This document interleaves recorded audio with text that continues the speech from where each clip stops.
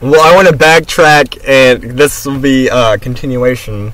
I want to backtrack because I'm not exactly sure, because when I was looking at the Assassin's Creed Origins microtransactions, it looked like you were able to earn those gold by those legendaries, so... But then again, it could be a huge grind fest where it's directing you toward buying it, so you don't have to spend all that time doing boring stuff, probably, just to be able to have fun. Because you're not spending hours to be able to play. You should be hours playing. Like, there's a difference. After 3 years of using the system, Electronic Arts was also the first to step up and kill it. Reportedly in response to planned DRM measures in the upcoming Xbox One and PlayStation 4, EA canceled the Online Pass program in May 2013. Publicly, EA said it was just listening to feedback. Initially launched as an effort to package a full menu of online content and services, many players didn't respond to the format. We've listened to the feedback, decided to do away with it moving forward. Basically, what I'm seeing that as, people were fine with what they had. They didn't need to go online. So, and they probably weren't making enough money from it, so they're like, hey, let's go back to selling single-player content and multiplayer content instead of locking it behind a one-time purchase. Let's sell multiple items to them. There we go. That's why we'll change that. That's our feedback. That's our moving forward. I mean, then again, I could be just a raging gamer that is just looking at everything in a negative way. But from what currently we've been seeing, I honestly don't think it's very far-fetched. Online passes ended as one of the few times that the industry completely backed away from a business model with additional transactions. I'd say that's probably a victory, but no, because that's just, they saw a different way that they could fuck us over. Season passes. Publishers are doing you a favor, right? A year after Electronic Arts launched the Online Pass, Rockstar Games offered their own pass. The Rockstar Pass for L.A. Noire gave gamer players access to all of the planned downloadable content, 2 additional cases, new outfits, weapons, item collection challenge at a solid discount. While buying all the DLC would cost players $20 individually, the Rockstar Pass was only $12 on PlayStation 3 or 960 Microsoft points on the Xbox 360. If you're planning to buy all the content, you saved $8. But basically, that game, or that content should have already be in the game. So instead of saving you $8, look at it more like you spent $72 or you spent $80 for your full game. The trick is, most players aren't likely to buy all the DLC. By bundling everything up and offering a discount, Rockstar Games is able to entice players to buy content they normally wouldn't. There you go. See, they're trying to get you to spend more money you normally would not. Gears of War, famous for Gears of War 2 or 3, where you're unlocking content that's already on the disc. You're paying to unlock content that's already on the disc. On the disc. You bought the disc. You should own it. Fuck you! The Season Pass would establish the fighting game standard, giving players access to all additional character releases. See, and ever since Gears of War 3, I did not buy Gears of War Judgment, and I did not buy Gears of War 4. It's like, wow.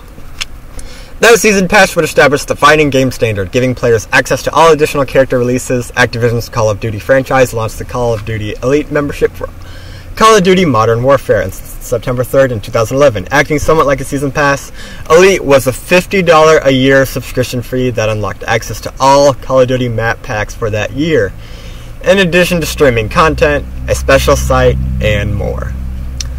The Season Pass practice eventually moved to most major titles in 2011 and beyond, including Borderlands 2, Destiny, Evolve, Gears of War 3, Forza Motorsport, and Battlefield 3.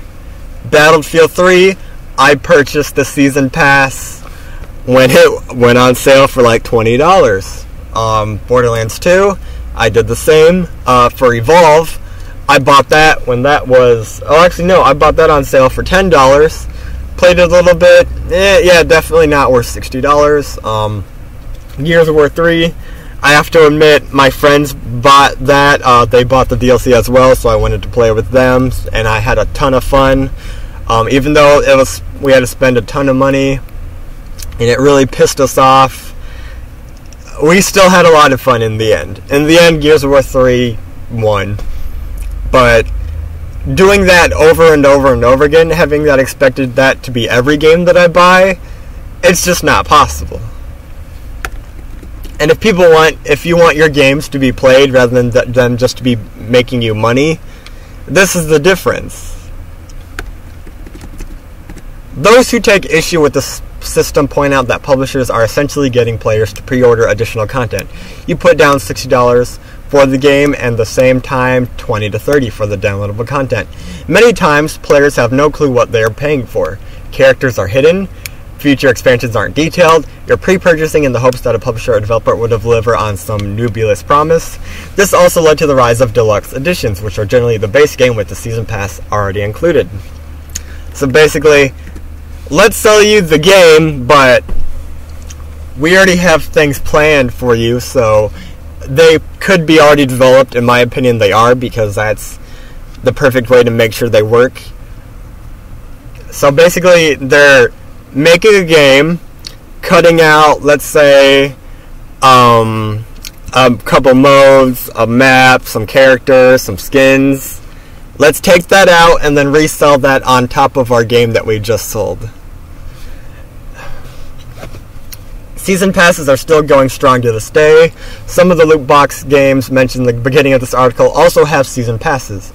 Motorsport 7 has the car pass, giving you access to 6 monthly car releases, 42 cars in total. Now, honestly, 6 cars a month, is that going to be fun? And that's over 6 months, so half a year. Over half a year, you're going to be getting more cars, and I'm guessing within that first 2-3 months, you're going to be bored, moving on with something else. So that $30 pass for 42 cars is a waste. Like, what the fuck? Middle-earth Shadow of War has an expansion pass offering access to 4 expansions for $40. Okay, depending on how long those expansions are, that's $10 per expansion. In my opinion, okay. The upcoming expansion, Creed Origins, has a season pass with more story content and 2 outfit packs. Yeah, that's probably like $30 for some outfits and maybe a mission or 2. No, that's too much. If that was $5, sure. On the side of consumers, there's no real visibility to whether the prices originally set for DLC have any meaning. There's value added to digital content, some of which is related to production of said content, which 100% I understand. But players never know how much. If the cost to produce a DLC pack is $2 per consumer, it's suggested the store price is $6. And the season pass brings that down to $4. The publisher has still made a hearty profit. Expansion Pass bonus, March 3rd. 3 new treasure chests found in Great Plateau. Contains useful items. Includes exclusive in-game clothing. So if you're a fashion scaper, I guess, well, no, that's Expansion Pass bonus. So this is included to make your Expansion Pass look better. DLC Pack 1 adds new Cave of Trials challenge. That sounds super lame.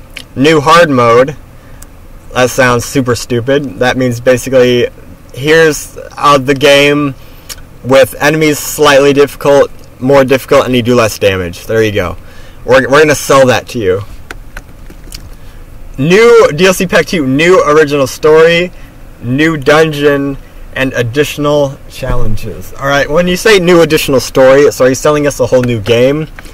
And that is so broad, that could mean anything.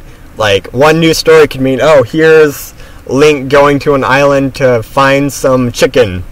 There's your new story. It could be an hour worth of content. What the hell? Season passes don't surprise players anymore. Hell, even The Legend of Zelda Breath of the Wild offered a season pass this year. Very little in the way of condemnation. I don't know how to fucking say that. For a publisher that previously avoided such measures.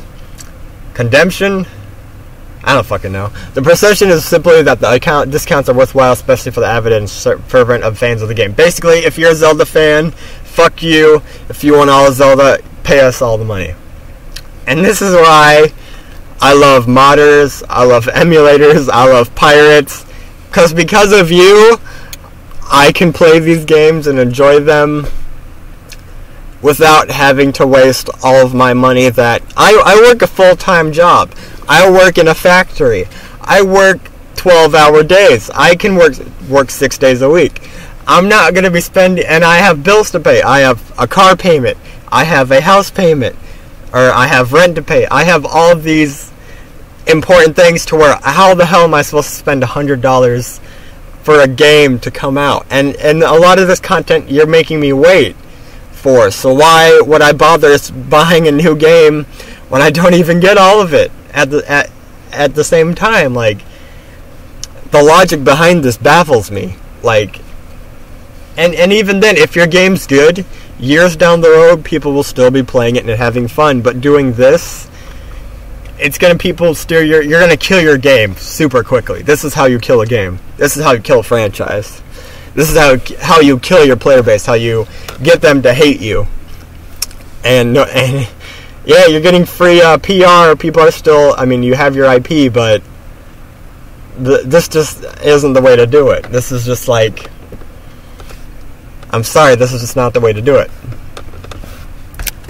Loot boxes, set up and try... Yeah, this is where it all needs to end now. This is where I refuse to buy a game if it has these loot box practices. I'm not going to buy this shit. All of this brings us to loot boxes. Loot boxes are the current zeitgeist for our industry. The idea is either through progression, in-game currency, or real money, the player is gifted a mystery box. Inside the box, it can be costumes, skills, gear, or random items specific to the game. Fuck you! Fuck you! Fuck you! Fuck you! Fuck you! Fuck you! Fuck you! I fucking hate this shit. Whoever fucking came up with this shit needs to be fucking explained to how this is the worst garbage in the worst fucking world. How dare you try to sell this shit? This makes me so enraged. I can't even articulate myself well in a way that gets across my message, because this is gambling. This is playing a game to where you could randomly get what you want. I mean, in a game in RuneScape that's an MMO, this is fine, but your standard first-person shooter games where you're just trying to shoot, and you're trying to get a gun, and you're trying to be the best, like, this is unfair, this is boring, this is a way to not want to play, because this is grindy, this is just, I hate it, I hate it, hate it, hate it, hate it, I hate everything about it. The player wants unlockable items, and these blind boxes are the only way to get them. In some cases, there are alternate methods of purchase available, but the random luck of the loot boxes is designed to be the easiest way. They've been used in digital collectible card games, CCG. Fuck that, fuck that, fuck that, fuck that, fuck that. That's another just bullshit way of, hey, loot boxes, collect cards, collect this shit. Fuck you, fuck you, fuck you. For some new time now as a digital form of trading card booster pack. Much like players of Magic the Gathering buy blind booster packs to get the cards they want, which, yeah, I play Magic the Gathering, and I buy individual cards now because in the long run, it's better to do that. Titles like Hearthstone and Gwent have players tearing open digital packs. In some cases, these digital booster packs are the only way to get the cards, making them the only real method of progression in CCGs. See, those games look fun, but because of these horrible methods of purchasing and playing the game, I'm steering clear of it. I'm sorry, guys. It looks fun. I mean, I'm sure you guys probably, would enjoy me playing it with you, but I can't. Even Magic has gotten in on the action, with Wizards of the Coast offering a web-based and PC client of the card game. Despite this, the genesis of loot boxes stretches further back. Publishers and developers sometimes entice players by making more expensive versions of loot boxes, which have a better chance to drop better stuff. I believe Angry Joe was playing a new, I think it was free to play, but he was playing some kind of soldiers game where you could buy loot boxes, and even if you bought the loot boxes, there was only like a 1% chance of getting a purple. And even if you got the purple, if you don't have that character, you still can't use it. You can't play that game. You can't play that character. Like, does that sound fun to you? Do you want to play a game for 50 hours of, so do you want to dedicate your life to a game that spits in your face? I don't think so. Publishers and developers sometimes test players making more expensive versions of loot boxes, blah, blah, blah, blah. Get a chance to better rare items. Some games like Overwatch offer seasonal, limited events, encourage the players to buy more elusive to get the seasonal skins they want. That is also another thing in RuneScape, which is another reason what really made me quit playing, because there's so much stuff that they're offering, and if you want to get it all, you're going to be spending thousands, or you just don't get it. So, you know, why play a game, you know, that's teasing with you stuff in your face that looks fun and that you want, and they're just being like, fuck you, give us money. New item acquired. You found Savage Man coat, supply coat. Yeah, and these things take for fucking ever. This crate contains one of the following items: the Kritzkrieg, the Gunslinger, the Machina, the whatever the fuck this shit is, the Holy Mackerel, or an exceedingly rare special item.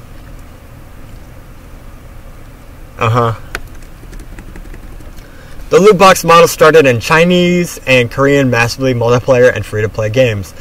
But they, I believe, don't have anything against gambling. I could be wrong, though. So, yeah.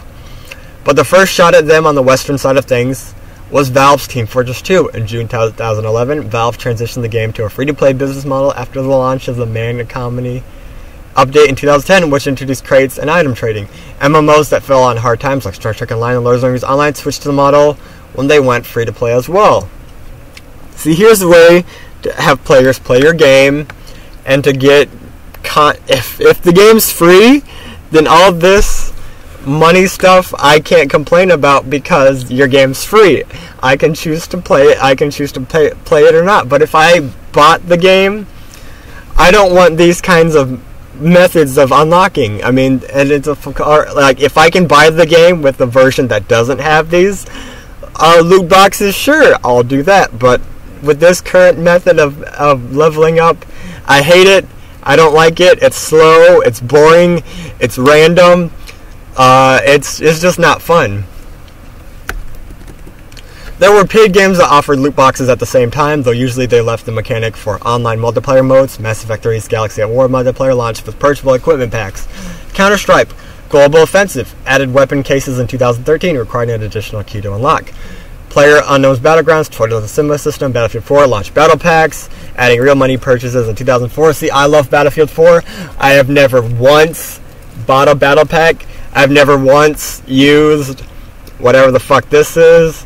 If I get something, you know, for a gun, I think cool. But the majority of the time, I'm just using the guns that I already have, and if I don't have a specific attachment that I want, I just switch to a different gun that does. Like, it's, in my opinion, there's ways to work around the bullshit, and that's what people need. That's what these games need. They need a way to work around, where if you're going to have that system, make a way that also doesn't include that, or one that's fair. Where was I? Releases from 2016 related to loot boxes, Call of Duty Infinite Warfare. I played that. I had a ton of fun. I never did anything with the supplier zombie crates.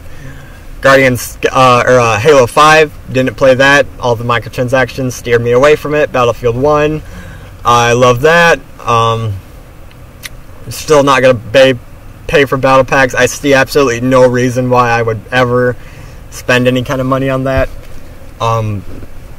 Gears of War 4, gear packs. I'd never played Gears of War 4, so I don't know what that shit has to offer. But I mean, if you're giving me guns with that, then yeah, fuck you, Gears of War 4. I'll wait for you to be $1, or I'll find a copy on the ground in the middle of the ocean, you know, because someone was like, fuck this shit. I'll play that version of it. Loot boxes began in countries like China and Korea. Thus, Korea 6 cracked down on the business model as a form of unregulated gambling. Thank you. I'm really happy at least something's being done with it. And other countries are going to their legal practices, which I love. Thank you for upping it to that much, because if they didn't, this become rampant to where all games were like this. And companies that are just about money, you're no longer going to be a company. No one's going to want your stuff. China's Ministry of Culture laid down laws in 2016 that forced all companies to disclose the odds of specific items dropping from loot boxes in their games. Thank you. This disclosure included information like escalating odds, meaning opening more boxes at the same time increases the chance of getting rare items, and true drop rate of some items falling as low as 0.1% in some cases. South Korea tried to draft similar legislation. So let's say you buy 5 loot boxes $1 a piece. You have a 0.1% chance, so you're more than likely spending $100 to get a 10% chance of an item. $100 for a 10% chance for an item that you might not even get. As part of the gambling conversation, folks and organizations have begun to understand that since real money can enter the picture, these virtual items carry real value. Valve is under several lawsuits involving underage and illegal online gambling related to Counter-Strike Global Offensive. Apparently there's a long-standing problem of people using rare CSGO skins to bet on professional matches, which makes sense given some skins are worth hundreds of dollars. Unfortunately, it's a gray area at the moment, especially in the United States, even among gaming communities. People have various tolerances for business model. Fans of Overwatch are generally fine with loot boxes because they feel that only cosmetic items like skins, emotes, and sprays come from them. In contrast, Shadow of War is getting pushed back because the orcs you gain from war chests impart direct gameplay benefits.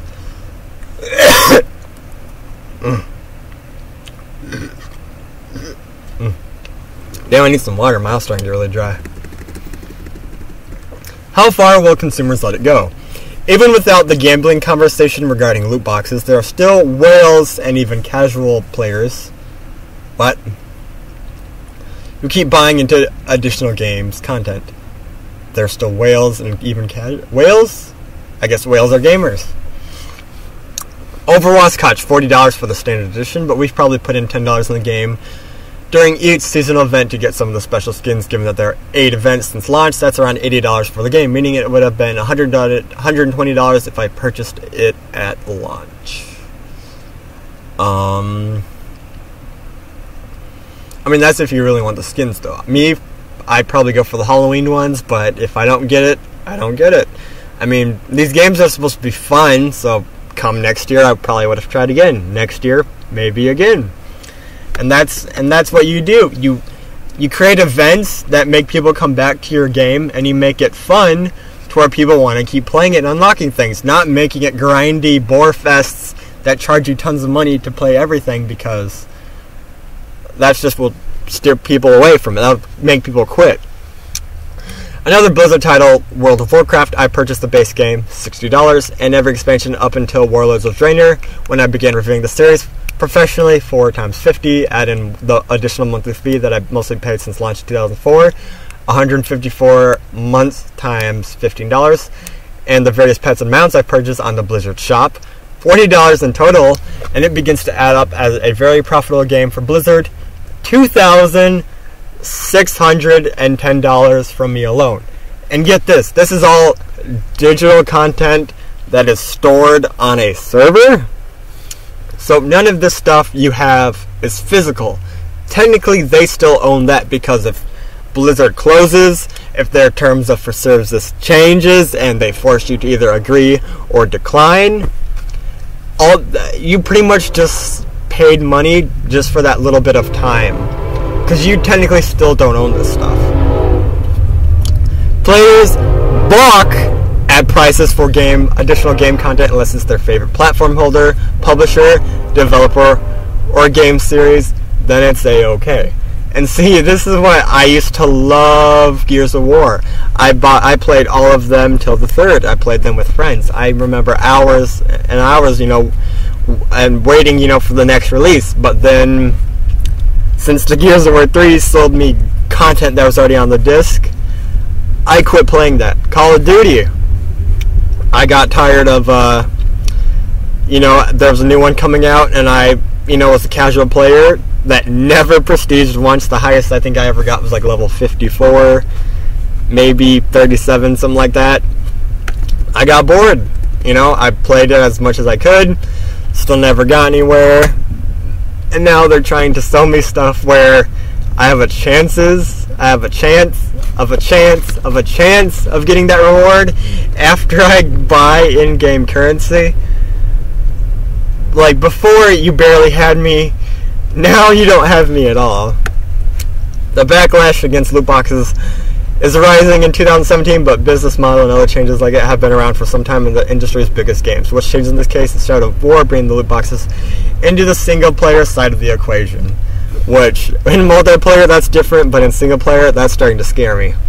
While most games have kept the business model purely on the multiplayer side of things, likewise having 3 major types of loot boxes occupying public consciousness at the same has highlighted the growing trend. It's not new, just salient, and this look back at the history of indication being afraid of the slippery slope isn't that shocking, so what is the gaming community going to do about it? In my opinion, what the gaming community can do about it is we can buy the games new, we can no longer purchase the season pass. If no one buys a season pass, then goodbye season passes. They'll figure out a different way to implement that. Don't buy loot boxes. Parents, if your child loves a specific game, please pay attention, to your child's interests and what they're spending, because if they're spending their allowance on a mobile game, please ask them to think twice and be like, hey, wouldn't you rather have a physical item versus something that you technically won't own and wouldn't care about, in the future? If we could bring back those online passes or ways that I'll pay for a service that gives the money directly to the company to where they feel like the amount of work that they've made, they're getting paid for, yet I still feel like I'm not being fisted by the company and by what I'm buying. I think that would be fair. So this is just my microtransaction loot box rant that I wanted to talk about, because unless all of us come together and do something about it, this is probably, if it keeps on making money and other publishers see that, we're going to be seeing this in all of our games. And that's what it's leading to. If it's successful in another game, in another franchise that works a lot, we're going to be seeing it in games that are just up and coming, where, hey, we want to make money too, we want to get in on this, let's copy that formula because it's worked for them. But there's only so far your series can go. Like, I'm done with Gears of War. Maybe if it comes cheaper or free, like $3, or if I find it on the ground, randomly, or at a garage sale, if it's like bundled and stuff like that, then sure. But otherwise, I really hope some other people, if you have a different opinion of mine, if you have a method that might solve it, please leave a comment. If you think this video might have shared some informative information, please leave a like, subscribe, and thanks for watching.